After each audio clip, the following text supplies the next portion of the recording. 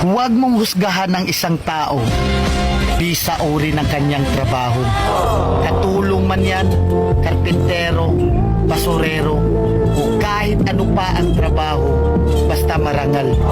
Dahil hindi naman batayan ang trabaho para respetuhin mo ang isang tao. Dahil ang buhay, kailangan natin ng diskarte para umasenso.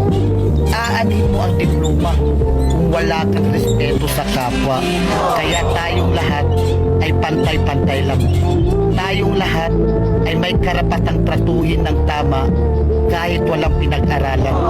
Tandaan natin, kahit ano pang kurso ang natapos mo, kahit ano pang diploma ang hawak mo, kahit mayaman o mahirap ka lang, lahat tayo kapag namatay, iisa lang ang titulong diplomang nakaukit sa lapida natin.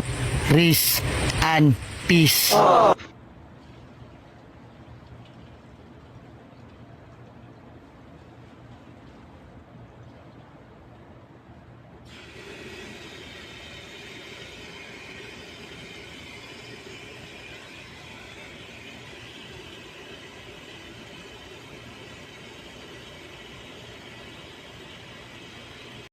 Yan, punasan ko muna yung lamisa.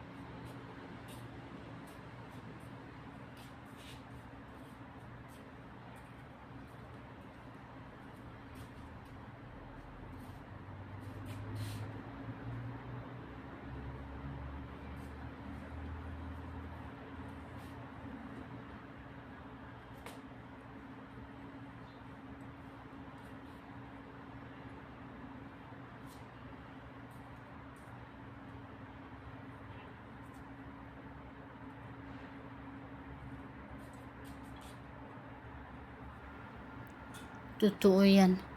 Kaya sa mga taong nanlalait sa akin, hinahayaan ko sila. Bakit ba? Hindi naman ako nag-abroad para magpaganda. Nag-abroad ako para magtrabaho.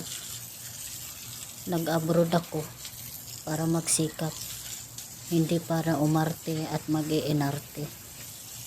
Wala akong pakialam, mabilad man ako sa araw, papangit man ako, iitim man ako.